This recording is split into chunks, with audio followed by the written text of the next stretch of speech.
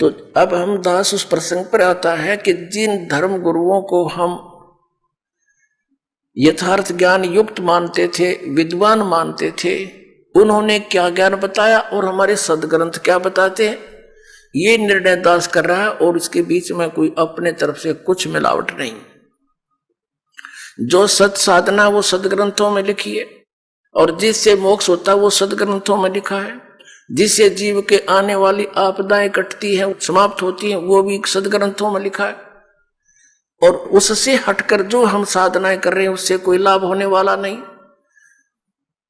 ये भी प्रमाणित कर रहा है। अब प्रसंग चल रहा है कि पवित्र हिंदू धर्म के धर्मगुरु आदि शंकराचार्य जी का उस समय जन्म हुआ जिसमें यह जैन धर्म बहुत फैल रहा था।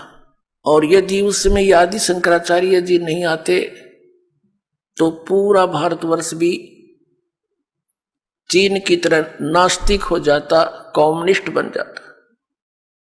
अब चीन का नास्तिक होने का कारण क्या है कि महात्मा बुद्ध एक पुण्यकर्मी प्राणी थे और वे विष्णु लोक से आए थे, स्वर्ग लोक से आए थे।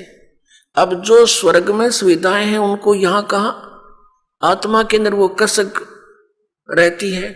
घर त्याग दिया, राज त्याग दिया और जाकर के बिहार में सटेट के गया नामक शहर के बाहर वट वृक्ष के नीचे उसने मनमुखी साधना शुरू की।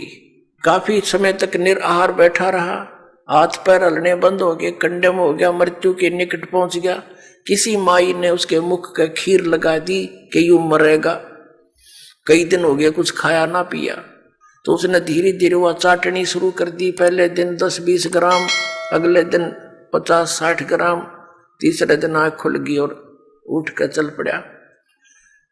और फिर उसने विधान बना दिया कि starvation could not lead to salvation, भूखा मरने से कल्याण नहीं होता। ये उसका अनुभव था। और पहले किसी ने कहा था तू हठ योग कर ले, वो भी तो तेरी अपनी ही सोच थी।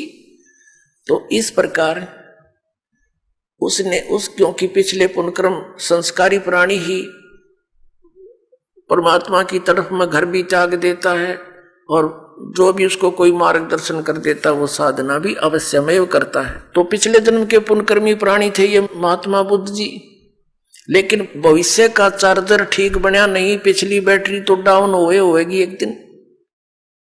पिछले पुण्य थे उसके, उस कारण से वो खूब वक्ता भी अच्छा था, उसके वचन में भी शक्ति थी, बहुत से लोगों को प्रभावित भी कर दिया। एक विशेष शरीर पर यदि कोई विशेष बाणा वेशभूषा बना लेता है समाज से हटकर, तो आम आदमी प्रभावित हो जाता है, बड़ा महात्मा होगा। और जब ये आए थे 3000 वर्ष पहले लगभग, उसमें तो और ब्लाइंड फेथ करने वाले प्रजाजन थे, तो उस पर बहुत विश्वास किया। उसकी बातों को सुन सुनकर सब बौद्धिष्ट होने लगे। और फिर क्या हुआ कि उनके द्वारा, महात्मा बुद्ध के द्वारा बताएगी वे ऑफ वर्शिप, पूजा का मार्ग, पूजा की विधि, वो शास्त्र अनुकूल ना होने से किसी को आध्यात्मिक लाभ होया नहीं। आकर चल कर 100-200-400 वर्ष के बाद सब ने ये मान लिया कि भगवान है ही नहीं, अपना करो और खाओ बस। ये है कम्युनिस्ट सिद्धांत कि कोई भगवान नहीं, ये अपने आप बनता और बिगड़ता है, कोई कुछ नहीं आप रहे,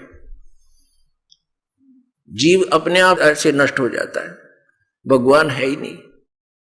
ये तो चलो उनके सोच है, बाकी यथार्थ ज्ञान इससे बहुत भिन्न है। उस समय जो महात्मा बुद्ध का जो बुद्ध धर्म फैल रहा था, आदि शंकराचार्य जी का जन्म हुआ।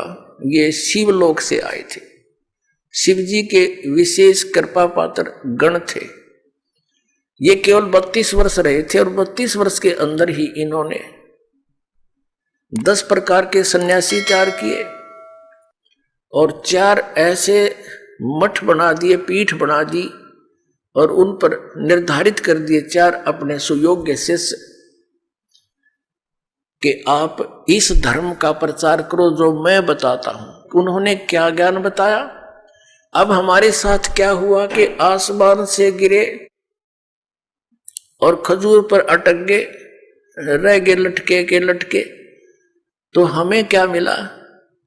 हाँ, इतना अवश्य मिला कि भगवान की आस्था बनी रही।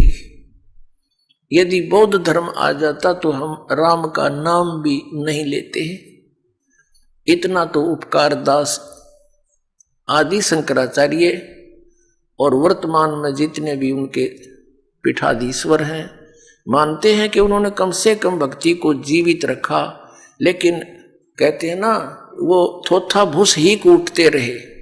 अगर आप ये वीडियो YouTube पर देख रहे हैं तो हमारे चैनल को सब्सक्राइब करें और बेल आइकन को दबाना ना भूलें। अगर आप Facebook पर ये वीडियो देख रहे हैं तो हमारे पेज को लाइक करें।